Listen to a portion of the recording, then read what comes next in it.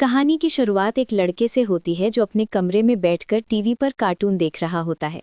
तभी अचानक टीवी का सिग्नल चला जाता है और स्क्रीन पर एक इमरजेंसी रिपोर्ट आने लगती है। ये खबर उस लड़के की मुस्कुराहट छीन लेती है, क्योंकि टीवी में बताया जाता है कि दुनिया भर में एक बहुत ही जहरीला वायरस फैल गया है, जिससे इन्फेक्टेड लोग कुछ ही मिनटों के अंदर भयानक ज़ॉम्बी बन जाते हैं। ये वायरस बहुत तेज़ी से फैलता है और पूरी दुनिया इस वायरस की चपेट में आ चुकी है। टीवी में एंकर चेतावनी देता है कि जो भी ये खबर सुन रहा है वो जल्दी से खुद के लिए कोई सेफ जगह ढूंढ ले। लड़का ये सब देख ही रहा होता है कि तभी अचानक ऊपर के कमरे से एक अजीब तरह की आवाज़ आती है। वो आवाज़ सुनकर लड़के के गले में सांसें अटक जाती हैं। लड़का धीरे धीरे डरे हुए कदमों से सीढ़ियाँ चढ़कर ऊपर जाता है और कमरे में झांकता है। तभी उसकी बड़ी बहन एकदम से सामने आकर उसे डरा देती है। ये उसका मजाक था। राहत की सांस लेकर वे दोनों अपनी माँ के कमरे की तरफ जाते हैं। वहां जाकर वे देखते हैं कि उनकी माँ बहुत परेशान है और वो वीडियो कॉल पर अपने पति को इस भयानक सिचुएशन के बारे में बता रही है। उनका पिता, जो एक पायलट है, उन्हें चेतावनी देता है कि वो अभी वापस नहीं आ सकता, पर वो सभी किसी सुरक्षित जगह ढूंढकर वहां चले जाएं। स्क्रीन पर पिता अपने हाथ में पहना हुआ एक लकी ब्रेसलेट अपने बच्चों को दिखाता है। ये वही ब्रेसलेट होता है जो उसकी बेटी एबिगेल ने बनाई थी। ये देखकर एबिगेल बहुत खुश हो जाती है और उसे उम्मीद मिलती है। लेकिन तभी उन्हें बाहर से लोगों के चिल्लाने और चीखने की डरावनी आवाज़ें सुनाई देने लगती हैं। माँ तुरंत फ़ोन रखती है और जल्दी जल्दी सामान इकट्ठा करने लगती है। वो एक पल भी गंवाए बिना अपने दोनों बच्चों को लेकर घर से बाहर निकलती है। वे तीनों भागते हुए अपनी कार की तरफ बढ़ते हैं। जैसे ही वे कार का दरवाज़ा खोलकर बैठने वाले होते हैं, अचानक कहीं से एक खूंखार ज़ॉम्बी उन बच्चों की मां पर अटैक कर देता है। ये सब इतनी तेज़ी से होता है कि किसी को संभलने का मौका नहीं मिलता। डर के मारे नन्ही एबिगेल जल्दी से कार के नीचे छुप जाती है। वो अपनी आंखों के सामने कार के नीचे से देखती है कि वो ज़ॉम्बी उसकी माँ को नोच रहा है। कुछ ही पलों में उसका छोटा भाई और माँ दोनों उस ज़ॉम्बी के हाथों मारे जाते हैं। एबिगेल अपनी सांसें रोककर वहां दुबकी रहती है। खुशकिस्मती से वो ज़ॉम्बी उस छोटी बच्ची को देख नहीं पाता और वहां से चला जाता है। ये छोटी लड़की डर से कांप रही होती है कि तभी वो देखती है कि उसकी माँ का शरीर अजीब हरकत करने लगा है। वायरस की वजह से उसकी माँ भी अब एक ज़ॉम्बी बन चुकी है। माँ अपनी ही बेटी को कार के नीचे देखकर उसकी तरफ लपकती है। इससे पहले कि वो अपनी बेटी को मार पाती, ठीक उसी समय एक अनजान आदमी जिसका नाम जैक है, मसीहा बनकर वहां आता है। जैक तुरंत अपनी बंदूक से एबिगेल की ज़ॉम्बी बन चुकी माँ को गोली मार देता है और एबिगेल को कार के नीचे से बाहर खींच लेता है। तभी वे देखते हैं कि एबिगेल का छोटा भाई भी ज़ॉम्बी में कन्वर्ट हो रहा है। जैक उस बच्ची को अपनी आंखें और कान बंद करने के लिए कहता है और उसके ज़ॉम्बी बन चुके छोटे भाई को भी गोली मार देता है। जैक उस अकेली बच्ची का हाथ पकड़ता है और उसे वहां से ले जाता है।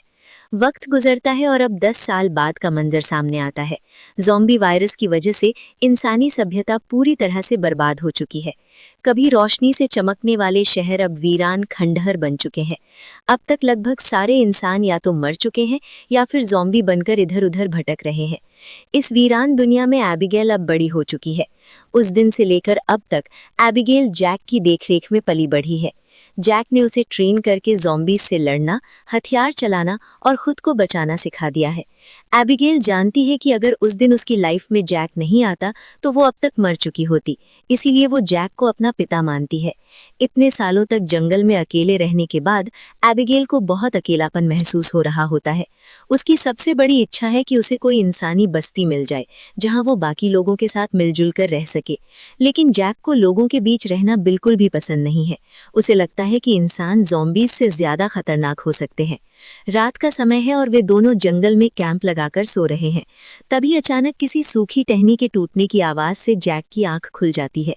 वो धीरे से अपनी बंदूक उठाता है और कैंप से बाहर निकलकर देखता है।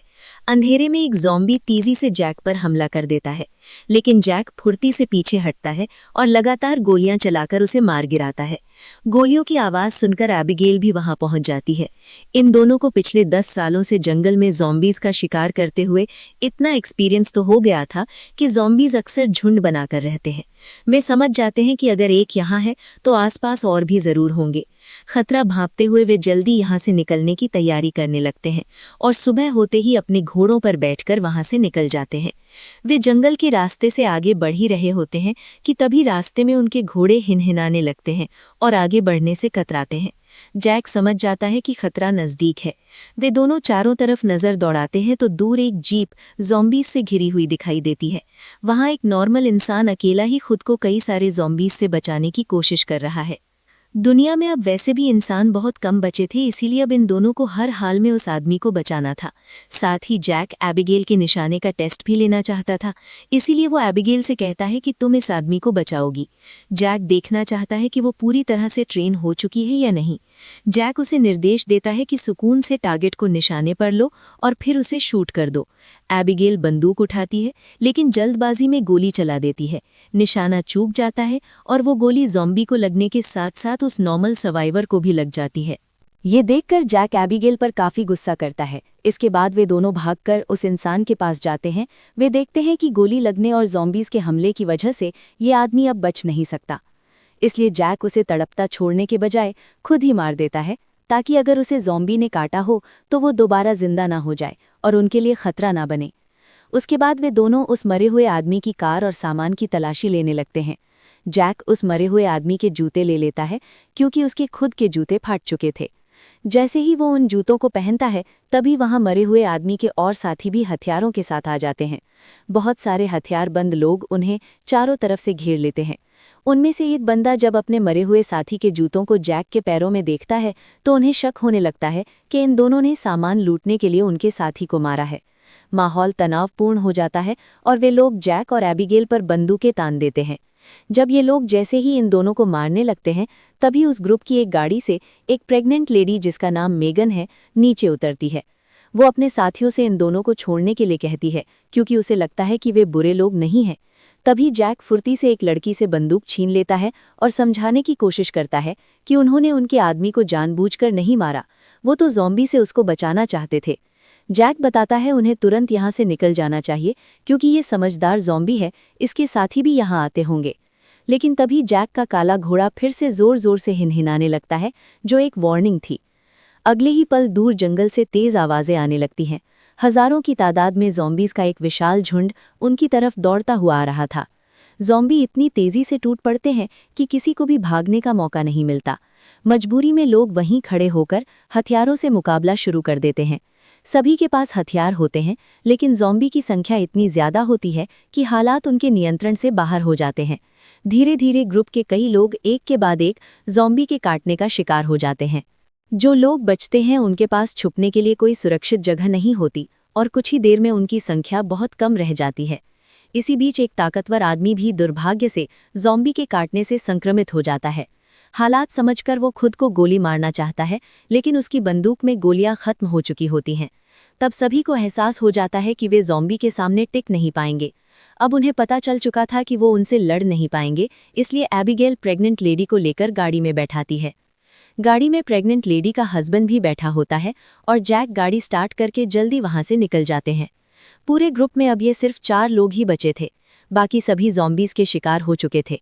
एक काले चेहरे वाला ज़ॉम्बी अपने साथियों को मरा हुआ देखकर बहुत ज्यादा गुस्सा हो जाता है। उधर ये चारों ज़ॉम्बी से जान छुड़ाकर गाड़ी में सफ़र कर रहे होते हैं।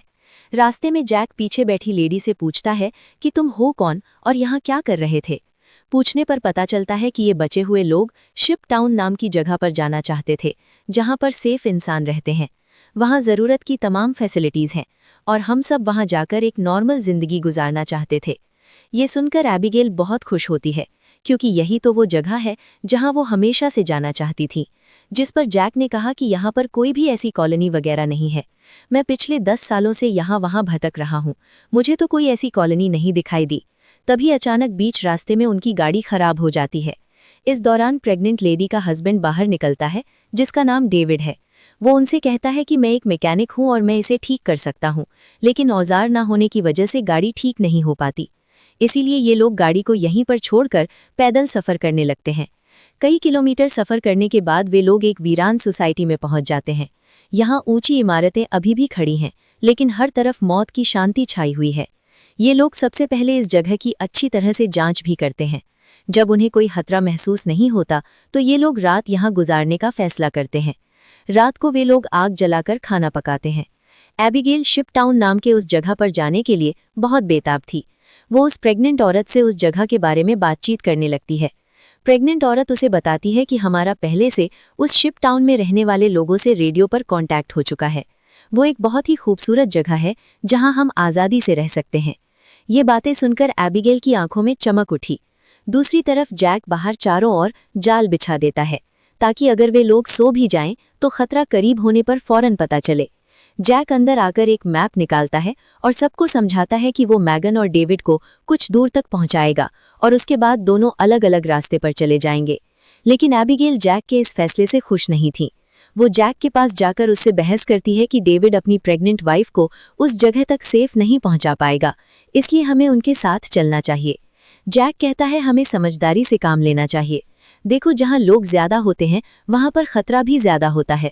लेकिन एबिगेल जैक के इस फैसले से नाराज होकर चली जाती है। हालांकि दोनों को ये नहीं पता होता कि वो काले चेहरे वाला ज़ॉम्बी उनकी गाड़ी को सूंघते हुए वहां तक पहुंच चुका था।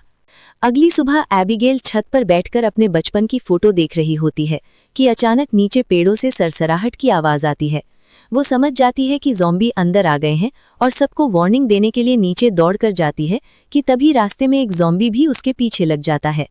एबिगेल अपनी जान बचाने के लिए सीढ़ियों पर चढ़ने की कोशिश करती है और पूरी ताकत लगाकर उस पीछा कर रहे ज़ॉम्बी को एक जोरदार धक्का देती है।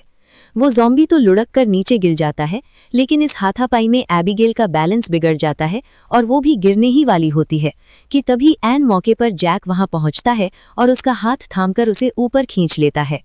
वहीं बाहर वो काले चेहरे वाला ज़ॉम्बी अपने बाकी साथियों को लेकर उसी जगह पहुंच चुका था, क्योंकि वो अपने मरे हुए साथी की गंध पहचानते हुए वहां तक आए थे।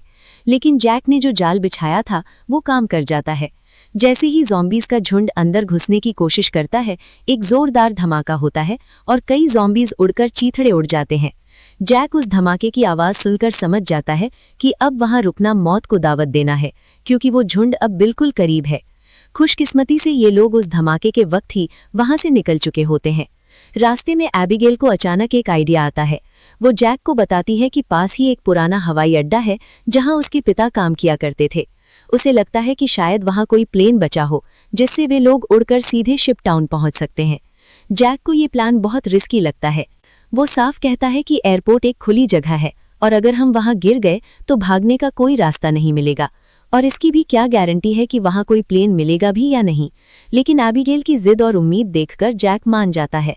जब वो एयरपोर्ट पहुंचते हैं तो वहां सन्नाटा पसरा होता है और रनवे एकदम खाली पड़ा होता है।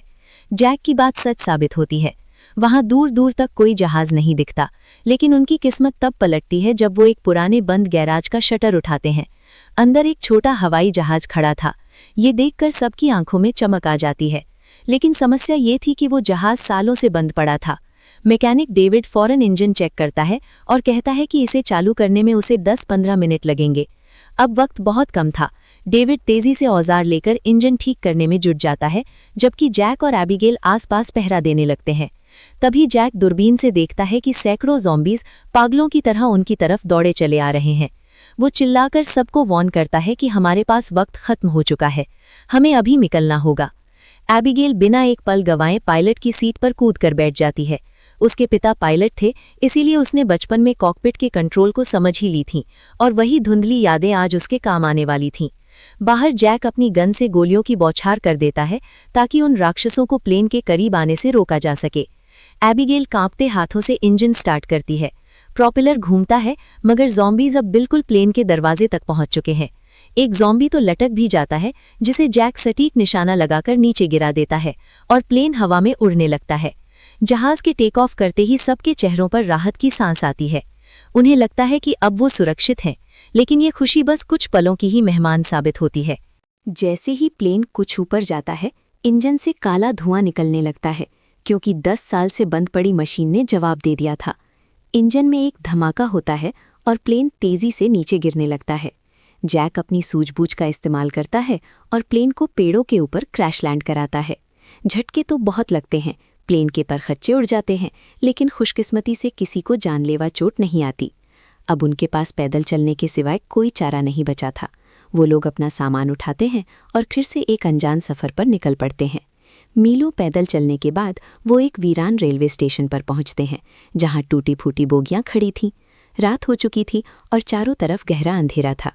जैक पूरे इलाके को स्कैन करता है और जब तसल्ली हो जाती है कि वहाँ कोई खतरा नहीं है तो वो वहीं रात गुजारने का फैसला करते हैं। वो लोग मैप चेक करते हैं तो पता चलता है कि शिपटाउन अब बस 2 दिन की दूरी पर है। उसी रात वो प्रेग्नेंट लेडी मैगन जैक के पास आती है और उसका। अगर आपको इस मूवी का नेक्स्ट पार्ट देखना है तो सब्सक्राइब करके कमेंट करें पार्ट 2।